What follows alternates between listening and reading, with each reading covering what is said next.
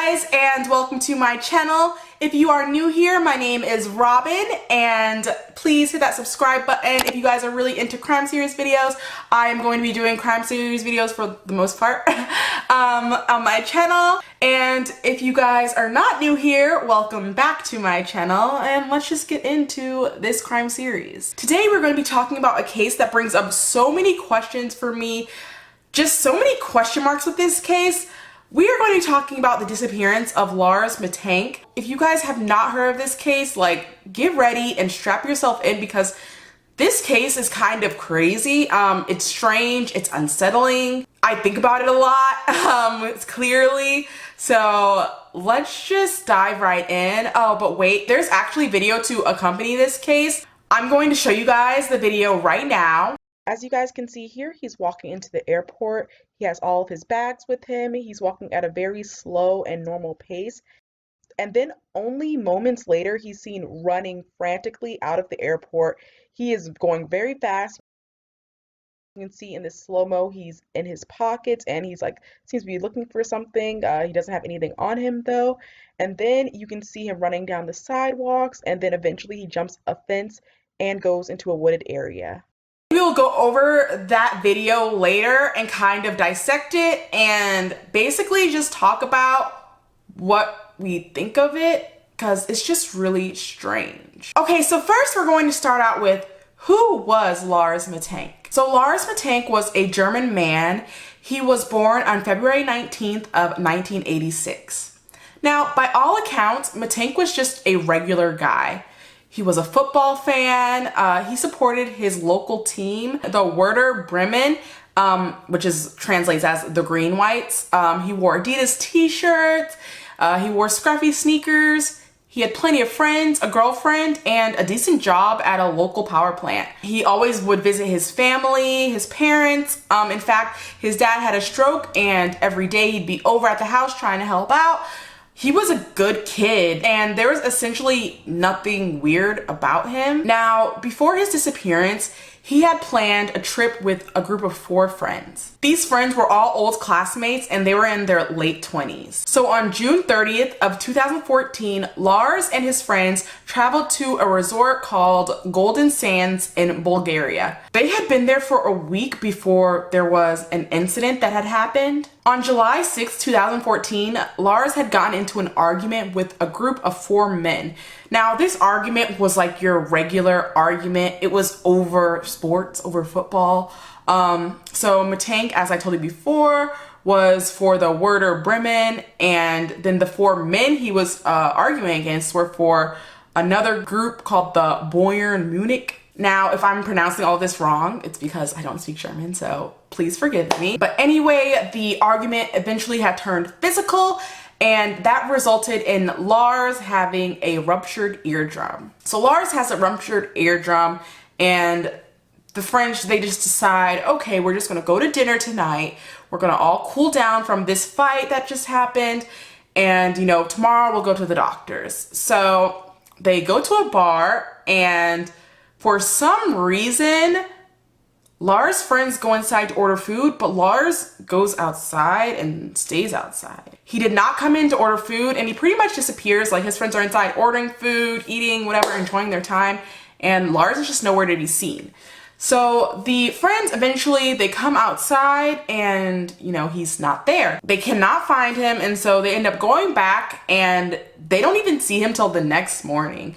Like, he is not seen until the next morning by his friends. This is like the first sign of really weird behavior. So he ends up coming back and he tells his friends that he had allegedly been accosted by another group of men, a group of Russian guys who were hired to beat him up. You know, his friends did not believe him. They thought he was making it up, and there was really no evidence to back up what he was saying. So they just kind of like, you know, whatever. This was just him making something up. After this, his friends are like, you know what? Our trip's coming to an end. Let's go to the doctor to get your eardrum checked out. So they take him to a doctor, and the doctor says that he actually shouldn't be flying due to his eardrum.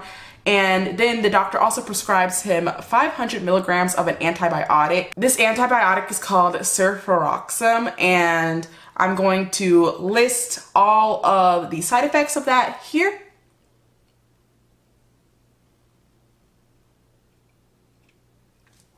Okay, so he was given that medicine and he was admitted into the hospital, and after getting out of the hospital, it's pretty much around the time for him and his friends to leave. Because of his ear, he has to stay for a few days, and his friends are like, okay, we'll stay with you, like, you know, we'll be here with you until it's time for you to go.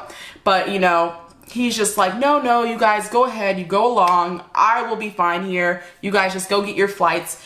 And, you know, it's just like a normal thing, you know, like, clearly his friends, like probably my friends wouldn't leave me alone, but he's like a 28-year-old man, so his friends probably thought we can leave him alone for like a day or two and he'll be fine. So Lars ends up getting a hotel, a very cheap hotel in Bulgaria, and so he checks in, and this is where things get a little bit more strange than it already was. Like, he ends up going to the hotel, like in the lobby where there are CCTV cameras, and he is just acting really odd. So he only spent one night in that hotel, but he was acting very paranoid. He was acting like he was nervous, like just very, very odd, very strange. And so he actually leaves the hotel, and this is seen on the CCTV. He leaves the hotel around 1 a.m. and it is unknown where he goes. So he texts his mom and he's stating like, I'm not safe, I'm being followed by 4 men, they're asking me what my pills are, things like that. So just completely strange. He eventually ends up going to the hotel, checking out, and so the next day he goes to the airport, and before he goes actually on the flight, he ends up having to go to the airport doctor to make sure his ears are fine for him to fly. So he is getting his ears checked by a doctor. It's just like a totally normal appointment at first, and then Lars literally starts to freak out. Like, he starts to go pretty much like crazy, and he says, I don't want to die here, I have to get out of here, and he ends up running out. Guys, I want to make it very clear that he goes to the airport doctor and that a worker, like a construction worker, comes in the room, and that he is talking with the doctor about the construction work, and this spooks the hell out of him and he runs out. I forgot to mention this in my original recording because I don't think it has anything to do with what happened. I just feel like I need to mention it here just in case someone else does and someone else wants to put in their own 2 cents. But a construction worker comes in, and the way the construction workers are dressed there, they apparently look a lot like police, and they're speaking in Bulgarian. Remember, this takes place in Bulgaria, and so he does not speak their language. He is German, he does not speak their language, he does not know what's going on. So, you know, this spooks him regardless, and he ends up bolting out of there. Now, back to my original recording. He's literally captured by airport security, as I showed you guys earlier. He's captured on the cameras, running away. He goes outside the airport. He's seen climbing a fence and running into a meadow and then into the woods. He has not been seen since then. Like, that's it. That's literally like what's happened. He literally ran away and he hasn't been seen. He hasn't been found. Now, as for the video, you guys can see him running. Like, this guy is booking it. This is not like he's just like, you know, moseying his way out. He is running, but there's no one following him. It doesn't appear to be that anyone was following him. He looks so out of place there. Like, literally, like he just looks so weird. And then you can't really see, you can't really tell, but he jumps over a fence and goes into the woods, basically. And so there are so many theories about why he does this. Like, maybe there really were the 4 men that were following him. Maybe he was involved with drugs. But honestly, I'm gonna tell you guys my opinion on this case. I don't know if it's true or not. It's very strange that he hasn't been found, if it is true. But I honestly think that when he got into that fight with those 4 men, when he got into that fight, I think that he probably got a concussion. And concussions are super serious. Like, if I think he was only treated for the ruptured eardrum, and so if he was not treated for a concussion, or they didn't know he had gotten a concussion, had any head trauma, a head injury, his behavior, this odd behavior that he has or had at that time, could be a result of that. So he could honestly have just had a concussion or a head injury and no one knew. And so he was basically acting like that because of that head injury. He was having all this paranoia and this nervousness because of that head injury. Like, you can see him acting nervous, like, and weird before he's prescribed the medicine. Some people think it's the medicine, like the drugs he was given or medicine or something, or maybe like a combination of a different drug and the medicine he was given. But he was acting very strange before he got the drugs. He went to dinner with his friends. If you guys recall me saying, he went to dinner with his friends and said 4 men were like hired, and you know, they thought that he was just BSing because there was no proof, no evidence of that. So I honestly think that that is a result of him getting a concussion and of him mentally being affected by that. People say it might be mental illness, but I just don't think it would just randomly sprout up like that. Like, forgive me if I'm wrong, but I don't know if a head injury, not even a head injury, like a fight would trigger some kind of mental illness like that. It just seems a lot more likely that this guy got a concussion or some kind of head trauma from being punched in the head or something. Like, I mean, he literally ruptured an eardrum, so he had to have gotten hit in the head pretty hard. So just imagine like that happening and him getting a head injury, no one really realizing like, oh, this guy probably has a concussion, and his behavior starting to change and him starting to act crazy because of this concussion. Now, I feel like the only thing to kind of support any of the other theories is that he's literally never found. Like, you would think he'd be found by now, but I mean, concussion, like the effects of it can last for years. So maybe that's what happened. But also, like, people would know, I think people would notice him, like, people are looking for him. This is a huge case, you know, this is like known even in America, like, and this didn't happen here, and not even an American man.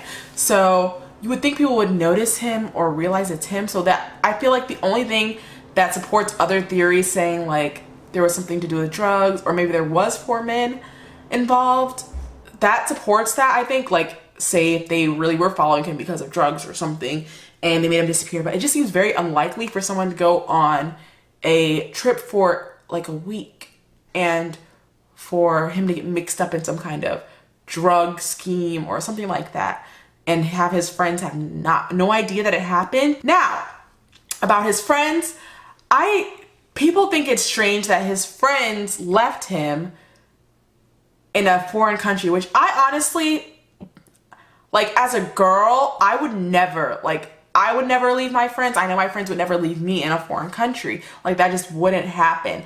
Like, that's, like, we don't even leave each other in local, like, businesses, local area, you know? Like, we would not ever leave each other alone in a foreign country. Now I'm kind of wondering, like, how close he was to these friends, like, how good the relationship really was, because it's really, really strange. Not one of them was like, no, like, I'm staying with you. Like, even if he said like, oh no, I'll be fine alone, like, be like, no, I'm just gonna stay with you. I'm gonna make sure that you're safe. Like, none of his friends did that. That's one strange thing. Some people think that maybe there was something with the drugs and that his friends were involved and this and that, but that's just leaves too many things up in the air.